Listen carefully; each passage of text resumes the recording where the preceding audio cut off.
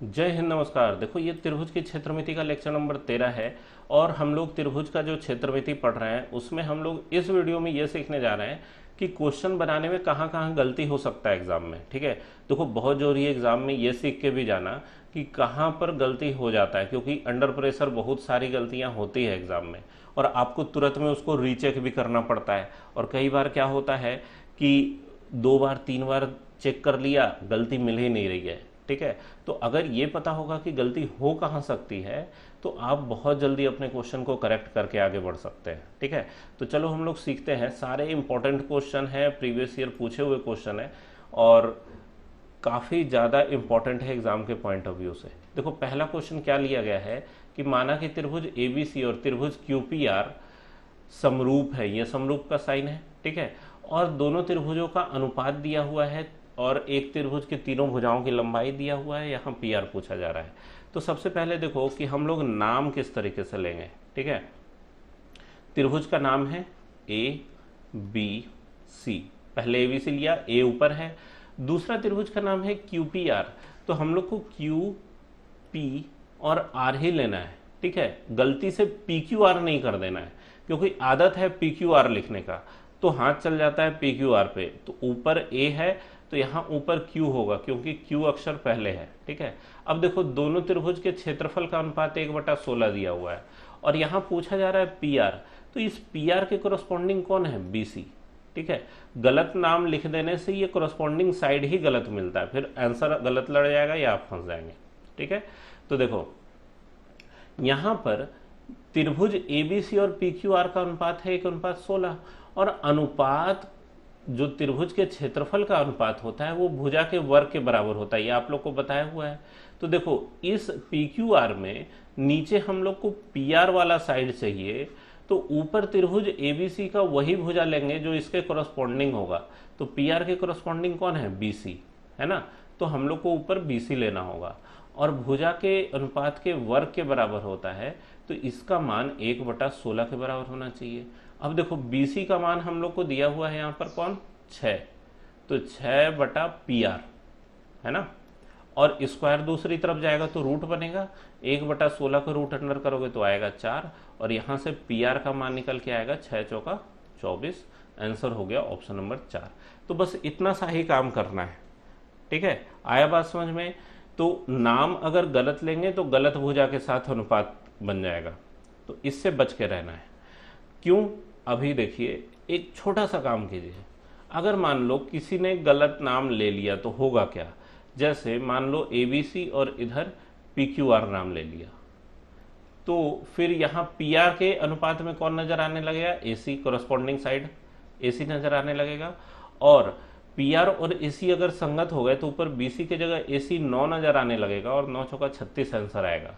तो या तो 2 बार 3 बार आप चेक करेंगे कि पता नहीं कहाँ गलत हो गया है, क्या गलती हो गई।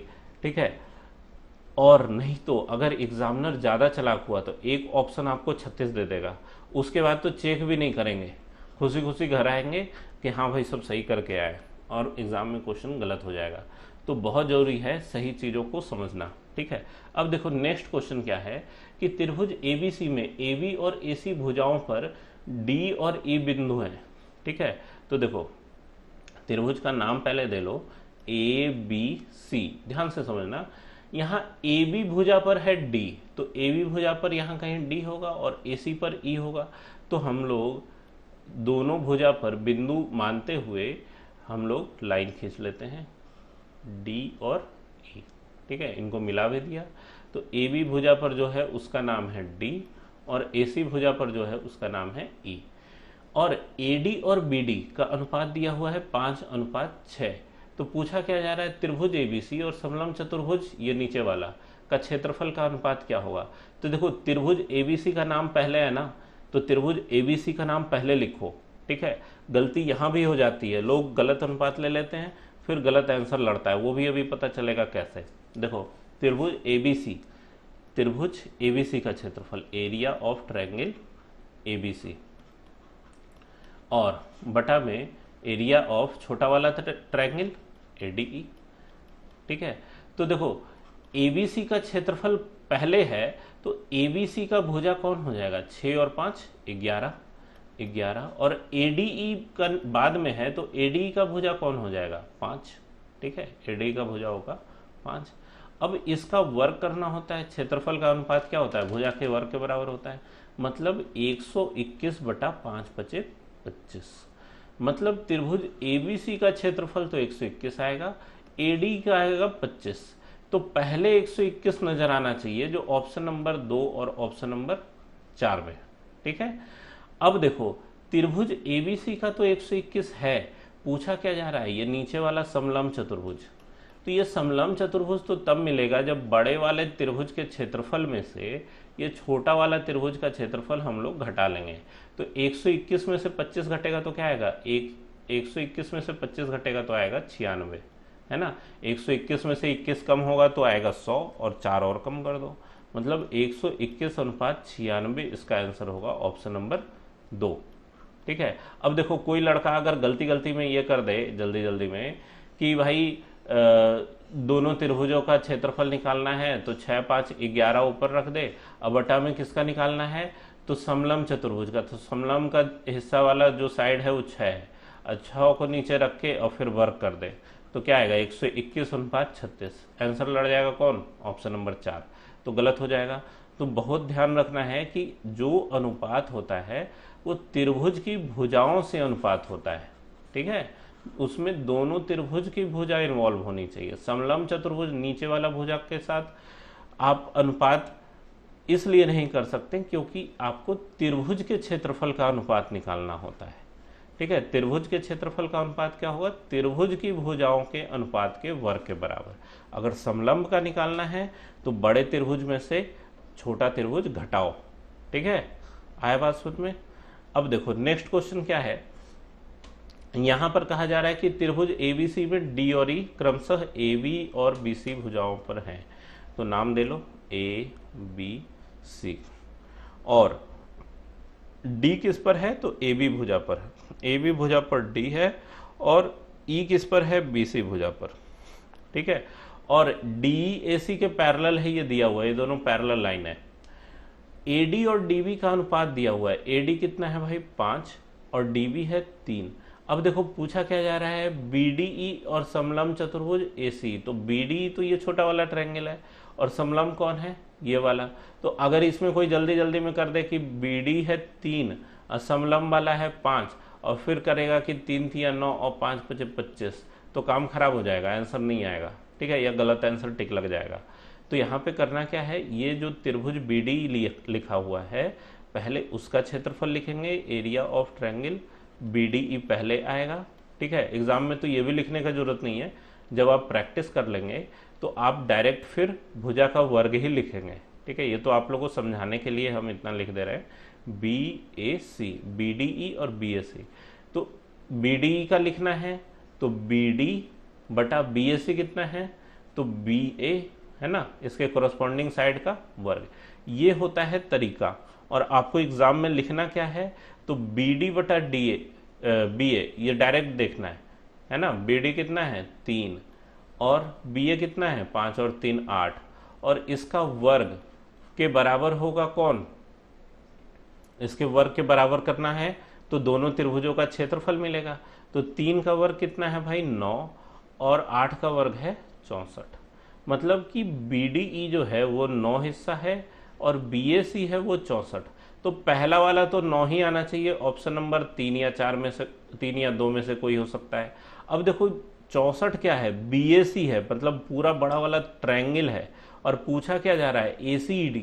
तो अगर अलर्ट नहीं रहेंगे तो ऑप्शन नंबर 3 टिक लग जाएगा। जबकि ये 64 क्या है, पूरे त्रिभुज का क्षेत्रफल। पूछा क्या जा रहा है, समलंब चतुर्भुज का क्षेत्रफल। तो समलंब वाला क्षेत्रफल निकालने के लिए इस पूरे त्रिभुज में से ये छोटा वाला त्रिभुज घटाना होगा, मतलब 64 में से 9 घटाना होगा। तो मतलब पहले आएगा 9 और 64 में से 9 घट के आएगा कितना 55। ऑप्शन नंबर 2 इसका आंसर हो गया। आया बात समझ में किस तरीके से सॉल्व करना है। अब देखो नेक्स्ट क्वेश्चन क्या है, क्या कहा जा रहा है कि त्रिभुज ABC और RQP समरूप है, ठीक है। ये साइन ऐसा होना चाहिए, देखो ये समरूप का साइन होता है ऐसा उल्टा S, ठीक है। पहले S जो ऐसे लिखते हैं उसको उल्टा करके लिखो, फिर इधर से पलट इसको धक्का देके गिरा दो थोड़ा सा, ठीक है, पलट दो, तो ये हो गया उल्टा एस, मतलब समरूप का साइन। इसमें भी देखो तीनों भुजा का लंबाई दिया हुआ है आर के, जहाँ 3 भुजा देता है ना वो कंफ्यूज करने के लिए ही देता है कि आप गलत वाला भुजा सेलेक्ट करके और बनाएं और गलत टिक लग जाए, ठीक है। तो बहुत अलर्ट रहना है। यहाँ पे देखो त्रिभुज का नाम है ए बी सी और आर क्यू पी, तो आर फिर उल्टा क्यू फिर पी, घड़े की उल्टी दिशा में नाम दे लिया।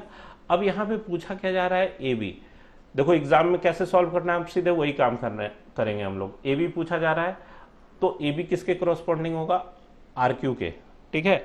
तो हम लोग अभी तक तो ये सीख गए हैं ये जो क्षेत्रफल का अनुपात है वो भुजा के वर्ग के बराबर होता है। तो ए बी बटा में आर क्यू का मान कितना है, तो आर क्यू का मान देखिए, आर क्यू का मान है 12, पूरा लिखने का भी जरूरत नहीं एग्जाम में। इसके वर्ग के बराबर होगा कौन, 4/9, ठीक है। और स्क्वायर इधर देंगे तो ये वर्गमूल होके 2/3 नजर आएगा। थोड़ा और प्रैक्टिस करेंगे तब सीधे आपको यही नजर आने लगेगा एग्जाम में कि ए बी बटा 12 बराबर 2/3 हो रहा है। वर्ग इधर दिया हुआ है उसको रूट करके ले ले सीधे, ठीक है। भुजा का अनुपात क्या होगा, क्षेत्रफल के अनुपात के वर्गमूल के बराबर होगा। आप ऐसे भी सोच सकते हैं, 3 से 12 गया कितना आ गया 4, तो ए बी कितना होगा, ए बी हो जाएगा 4 दूना 8। आया बात समझ में, आंसर हो गया ऑप्शन नंबर 1। तो इसी तरीके से सॉल्व करना है। अब देखो अगला क्वेश्चन और आसानी से हम लोग बनाएंगे। इसमें क्या दिया हुआ है कि समबाहु त्रिभुज एबीसी की भुजाओं के मध्य बिंदु डीईएफ है और डीईएफ ये वाला त्रिभुज और डीसीएफ मतलब ये वाला त्रिभुज, इनके क्षेत्रफल का अनुपात क्या होगा। तो भाई मेरे देखो एक बात याद रखो, त्रिभुज समबाहु हो, समद्विबाहु हो या विषमबाहु हो, कुछ भी हो, अगर उनके भुजाओं के मध्य बिंदुओं को मिलाया जा रहा है तो ये जो 4 त्रिभुज बनेंगे चारों आपस में बराबर क्षेत्रफल वाले बनते हैं। मतलब सबका क्षेत्रफल बराबर होगा, एक एक एक एक, ठीक है। कोई फेरबदल इसमें नहीं होने वाला है, चाहे बड़ा वाला त्रिभुज कैसा भी हो, ठीक है। और क्यों होता है ये भी आप लोग को पहले बताया जा चुका है, फिर भी हम एक बार शॉर्टकट में समझा देते हैं जो लोग डायरेक्ट इस वीडियो पे आए हैं, ठीक है, कि कैसे ये चारों बराबर होते हैं। तो भाई ये ई डी एफ तीनों क्या है, मध्य बिंदु है, मतलब भुजा क्या है 1:1 में बट रहा है। तो अगर इस छोटका त्रिभुज और बड़ा वाला त्रिभुज का अनुपात करोगे तो भाई ये छोटा वाला त्रिभुज का अनुपात के लिए भुजा लेना होगा बीई मतलब 1, और बड़ा वाला त्रिभुज के लिए भुजा लेना होगा बीए मतलब कि 2। तो इसका वर्ग भी करना होगा, मतलब 1/4 आएगा। क्या ये है 1/4, त्रिभुज बीईडी और त्रिभुज बीएसी का अनुपात, इसके क्षेत्रफल का अनुपात है। मतलब कि आप ये कह सकते हैं कि इस बीईडी का मान अगर 1 है तो बीएसी का मान 4 है।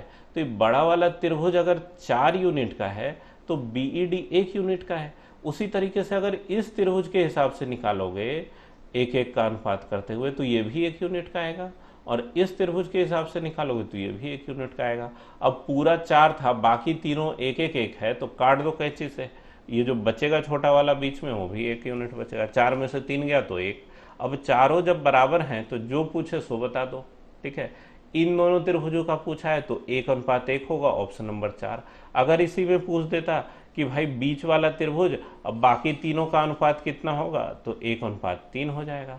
यही पूछ देता कि ऊपर वाला त्रिभुज ये नीचे जो समलंब बन रहा है उसका अनुपात कितना होगा तो 1:3 हो जाएगा। पूछ देता कि ये 1 यूनिट है ऊपर वाला त्रिभुज, ये जो रोम्बस बन रहा है समचतुर्भुज, इसका क्या होगा अनुपात तो 1:2 होगा। तो उम्मीद है समझ में आया होगा कॉन्सेप्ट, और ये भी क्लियर हो गया होगा कि कहाँ कहाँ गलतियाँ हो सकती है। तो मेहनत करते रहिए, पढ़ते रहिए। मैथमेटिक्स बहुत मज़ेदार चीज़ है अगर आप कॉन्सेप्ट को क्लियर करके सीखते जाते हैं तो, ठीक है। कहीं भी कोई दिक्कत परेशानी हो कमेंट में आप हमेशा हर समय पूछ सकते हैं, मेरे तरफ से आपको रिप्लाई ज़रूर मिलेगा। तो मिलते हैं नेक्स्ट वीडियो में।